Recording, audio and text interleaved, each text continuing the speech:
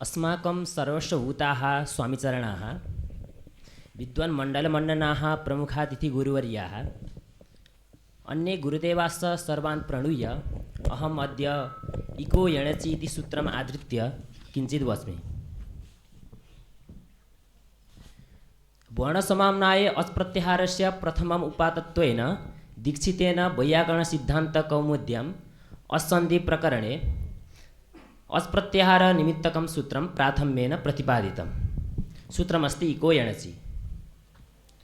त्रिपदमिदं सूत्रं समिताधिकारो वर्तते। इकः इति षष्ठन्तम् उद्देश्यवाचकं पदमस्ति।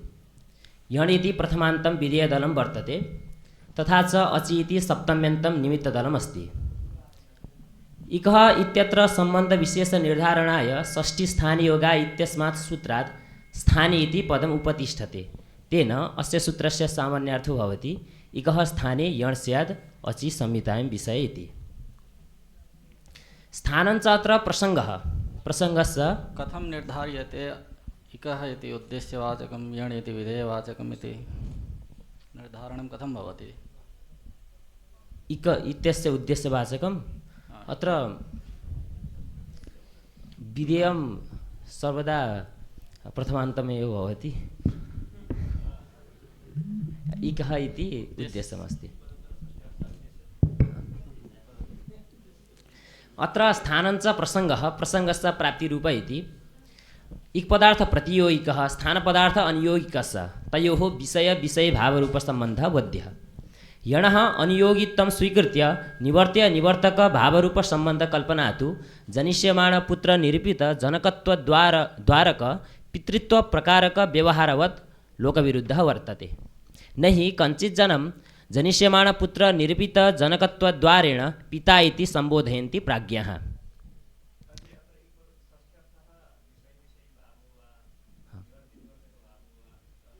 विषय-विषयभावरूपसम्बन्ध अस्ति अत्र सम्बन्धः।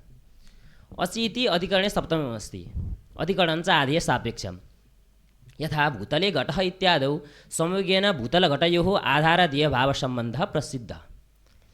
प्रकृते अच अधिकरणं तर्हि कस्तावद् आधारः इति पृच्छा उदेति।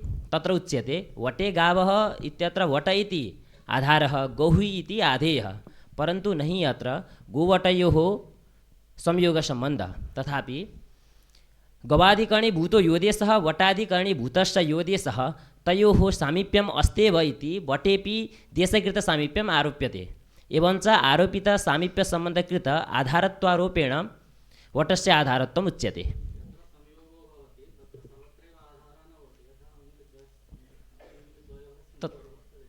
तत्र आधारः नास्ति परन्तु अत्र औपश्लेषिकसप्तमी अस्ति सामीप्य इति अर्थो बोध्यते। आधारदेयभावसम्बन्धो नास्ति अत्र संयोग नास्ति इति तु न आधारदेयभावसम्बन्धो नास्ति। प्रकृते अच अधिकरणम् अस्ति। अचः पूर्वस्य यस्य कार्यं तदेव आधेयः प्रकृति इकेव आधेयः।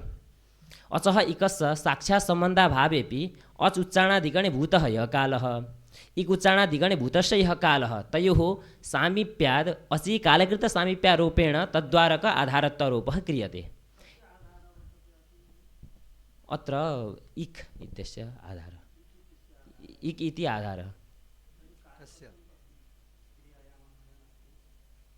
अत्र क्रियाया अन्यो भवति।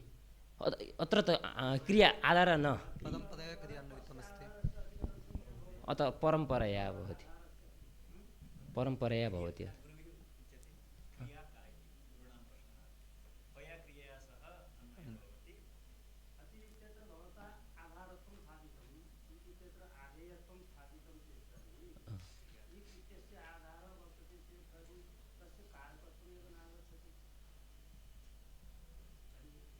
अचित्यस्य कारकत्वं वा इक् इत्यस्य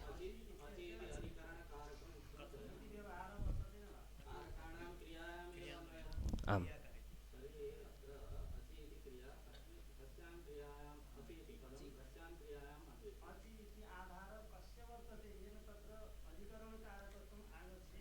अच इत्यस्य आधारः इक्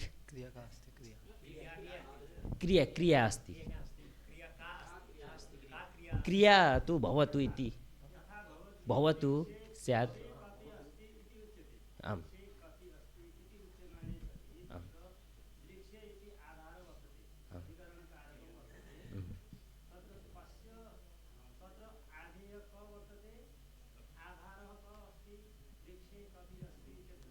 वृक्षः इति आधारः आधेयः इत्यत्र कपि आधेयः कपि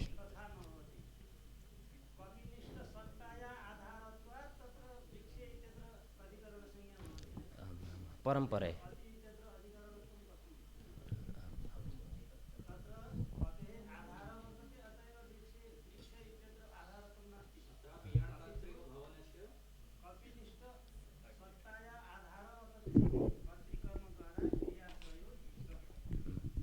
अथवा यणकर्तृकसत्तायाः आधारः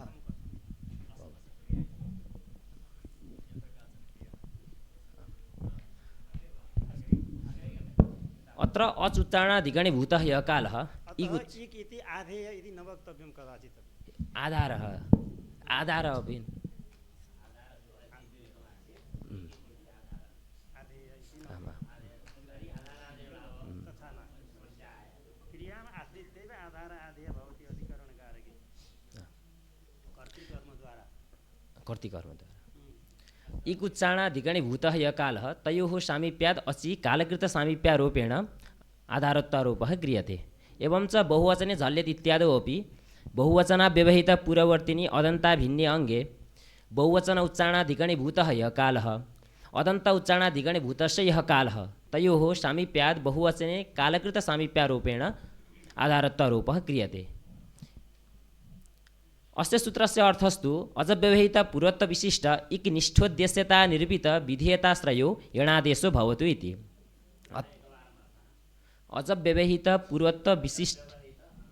अजव्यवहित पूर्वत्वविशिष्ट इक् निष्ठोद्देश्यता निरूपित विधेयताश्रयो यणादेशो भवतु इति अत्र शाब्दबोधप्रकारस्य इत्थम् अस्पदार्थस्य स्वाव्यवहित पूर्वत्वसम्बन्धेन इकि अन्वयः इक् पदार्थस्य उद्देश्य विधेयभावसम्बन्धेन यणि अन्वयः यण् पदार्थस्य च अवेदसम्बन्धेन कर्तृपदार्थे अन्वयः कर्तृपदार्थस्य वृत्तित्वसम्बन्धेन सत्तायाम् अन्वयः क्रियते एवं च तत्रैव प्रेरणापदार्थस्य विषयत्वसम्बन्धेन अन्वयः क्रियते तथा च स्वाव्यवहितपूर्वत्वसम्बन्धावच्छिन्ना अस्त्वावच्छिन्ना अचनिष्ठाया प्रकारता तादृशप्रकारता निरूपिता इक्त्वावच्छिन्ना इक् निष्ठाया विशेषता तत्समानाधिकरणाम् उद्देश्य विधेय भावसम्बन्धावच्छिन्ना इक्त्वावच्छिन्ना इक् निष्ठाया प्रकारता तादृशप्रकारता निरूपिता यण्त्वावच्छिन्ना यण् निष्ठाया विशेषता तत्समानाधिकरणाम् अवेदसम्बन्धावच्छिन्ना यण्त्वावच्छिन्ना यण् निष्ठाया प्रकारता तादृशप्रकारता निरूपिता कर्तृत्वावच्छिन्ना कर्तृनिष्ठाया विशेषता वृत्तित्वसम्बन्धावच्छिन्ना कर्तृत्वावच्छिन्ना कर्तृनिष्ठाया प्रकारता अथ च विषयत्वसम्बन्धावच्छिन्ना प्रेरणात्वावच्छिन्ना प्रेरणानिष्ठाया प्रकारता तादृशप्रकारता निरूपिता सत्तात्वावच्छिन्ना सत्तानिष्ठाया विशेष्यता तदाश्रयः सत्ता इति बोधो भवति अत्र प्रेरणा भवतु इत्यस्य अध्यारोह क्रियते तेन लोट्लकारस्य विधानार्थात् ननु व्यक्तिपक्षे एतत् सूत्रघटकेन इक्पदेन आदिरन्तेन सयता इति सूत्रगृहीतशक्त्या इकारादि ककारान्तसमुदाय घटकाः एकमात्रिकाः चत्वारो वर्णाः इ उ रिल् रि एव उपस्थाप्यन्ते इति दीर्घादीनाम् इक्त्वाभावात् तत्र यण् न स्यात् अणुदित् सूत्रप्रवृत्तिस्तु न अवसरः पञ्चधा महावाक्येषु तद् अप्रवृत्तेः इक्पदोपस्थिते इकारे उच्चरितत्वेन अणुदित् सूत्रप्रवृत्तौ अपि उकारादिषु अणुदित् सूत्रप्रवृत्तिः न सम्भवति उच्चरितः शब्द एव प्रत्यायको भवति नानुच्चरितः इति अणुदित् सूत्रस्थभाष्यविरोधात् किञ्च यत्र अवयवात् समुदायाच्च पृथक् अर्थोपस्थितिः तत्र अवयवार्थस्य एव बोधे समुदायोच्चारणस्य वैयर्थ्यात् अवयवनिष्ठशक्तिनिरूपकार्थविषयक शाब्दबोधितावच्छिन्नं प्रति समुदायनिष्ठशक्तिनिरूपकार्थविषयक तात्पर्यज्ञानं प्रतिबन्धकं भवति इति प्रतिबन्धकभावेन इकारस्य उच्चरितत्वेपि तेन विषयतासम्बन्धेन शाब्दबोधितावच्छिन्नं प्रति उच्चार्यमाणपदनिष्ठवृत्तिज्ञानाधीनोपस्थितिः कारणम् इत्यर्थकेन उच्चरितः शब्द एव प्रत्यायको भवति नानुच्चरितः इति भाष्येण अष्टादशानां बोधो नैव सम्भवति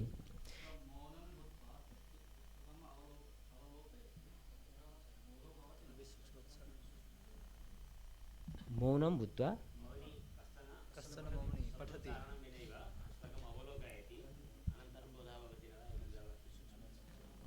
उच्चारितः एव न। तदापि सूक्ष्मम् उच्चारणम् अस्ति वा आम्, उच्चारणमस्ति। एवमेव दीर्घकारादीनाम् अर्धसूत्रबलात् सत्यामपि उपस्थितौ तेषाम् इक्निष्ठवृत्त्या उपस्थितिः नास्ति, अपि तु इकारनिष्ठवृत्त्या उपस्थितिः वर्तते। तथा च अवयवनिष्ठसत्या उपस्थितेषु इकारादिषु प्रत्यार्थान्वये न सम्भवति, प्रत्ययानां प्रकृत्यर्थान्वयित स्वार्थबोधकत्व सिद्धान्तात्। तथा च प्रत्यार्थनिष्ठ विषयतानिर्मित विषयता सम्बन्धेन शाब्दबुद्धितावच्छिन्नं प्रति तत्प्रकृतिनिष्ठ वृत्तिज्ञानाधीन तद्विषयकोपस्थितिः कारणम् इति कार्यकारणभावस्य अत्र प्रमाणमिति चेत् न। प्रत्याहारग्रहणेषु तद्वाच्यवाच्ये निरूढलक्षणायाः स्वीकारात्। निरूढलक्षणात्वं नाम असति प्रयोजने अनुपपत्तिप्रतिसन्धानपूर्वक तत्सम्बद्धापरार्थबोधिकात्वम् इति। अत्रापि च गङ्गायां घोषः इत्यादौ इव शैत्यपावनत्वादि प्रतीत्यादि प्रयोजने असत्यपि ल्वादिभ्यः इत्यादि निर्देशानुपपत्तिप्रयोजन नुपपत्तिप्रतिसन्धानपूर्वक अपरार्थबोधजनकत्वेन विषयत्वेन बोधजनकत्वम् इति।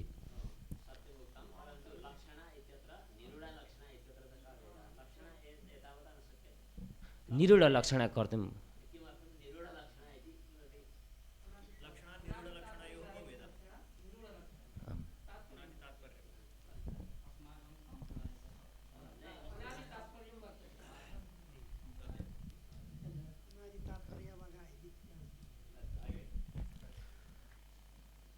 अत्र प्रत्याहारः इकिति तद्वाच्याः इ उ रिल् रि एते वर्णाः तद्वाच्याश्च इ उ रि इत्येतेषां प्रत्येकम् अष्टादश लिवर्णस्य च द्वादश इति आहत्य षष्टिवर्णाः एवं च इक्पदेन लक्षणवृत्त्या षष्टिवर्णाः बोध्यन्ते तेन दीर्घकारादीनं यण् भवत्येव इति बोध्यम्। लक्षणस्वीकारे तु ङस् प्रत्यय प्रकृति इक् इति लक्षणस्वीकारे तु ङस् प्रत्यय प्रकृतिः इक् इति तन्निष्ठलक्षणावृत्त्युपस्थाप्योऽर्थः दीर्घादिरूप इति तेन दीर्घादीनां ङसर्थे अन्वये भवति इति बोध्यम्। ननु शक्त्या इक्पदेन शक्त्या चत्वारः लक्षणया च षष्टिरिति युगवत् वृत्तिद्वय विरोध इति चेन्न गङ्गायां मीनघोषौ स्तः इत्यादि वाक्यप्रामाण्येन कुत्रचित् एककालावच्छेदेन अपि वृत्तिद्वय स्वीकारात्। एतादृशस्थलेषु सहविवक्षाभावेपि द्वन्द्वौ उपपादनीयः। एवं च प्रत्याहारग्रहणेषु तद्वाच्ये लक्षणा साधिता। अत्र प्रत्याहारवाच्यत्वं नाम अक्षरसमाम्नाय पठ्यमानत्वम् तद्वाच्यत्वं नाम अक्षरसमाम्नाय पठ्यमानत्वम्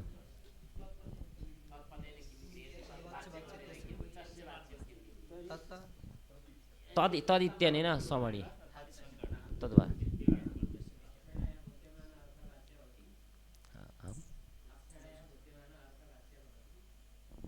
वाच्य लक्ष्य भवति वा वाच्य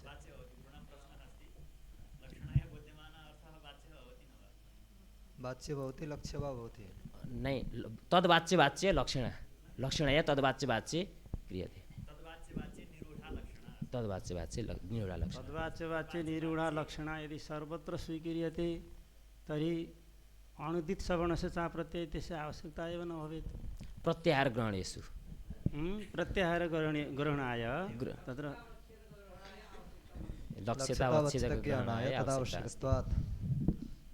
लक्षणायं प्रमाणञ्च दीर्घाजसि च इति सूत्रमस्ति। दीर्घाजसि इति च परे पूर्वश्रवणदीर्घं निषेधति। पूर्वश्रवणदीर्घस्य प्रथमयोः पूर्वश्रवणः इति सूत्रेण प्राप्नोति। तथा च अकः श्रवणे दीर्घः इत्यस्मात् सूत्रात् अक इति अनुवर्तते। तेन अकः प्रथमद्वितीययोः असि पूर्वश्रवणदीर्घो भवति इति सूत्रार्थः।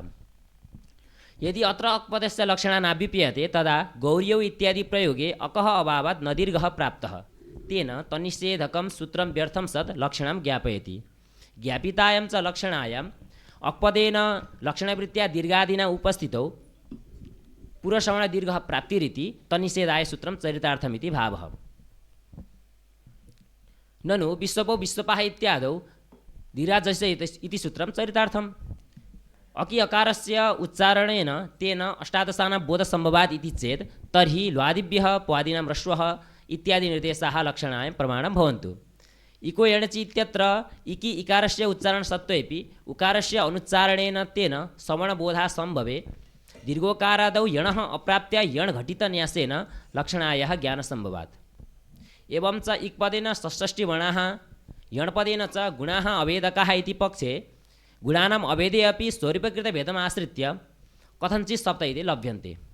अत्र यथासङ्ख्यमन्देश समानम् इति सूत्रस्य प्रवृत्ति नैव भवति समसङ्ख्याकविधानाभावात्, परन्तु जातिपक्षाश्रयेण तु यथासङ्ख्येन इष्टसिद्धिः अस्त्येव इति बोध्यम्। धन्यवादः। धन्यवादः।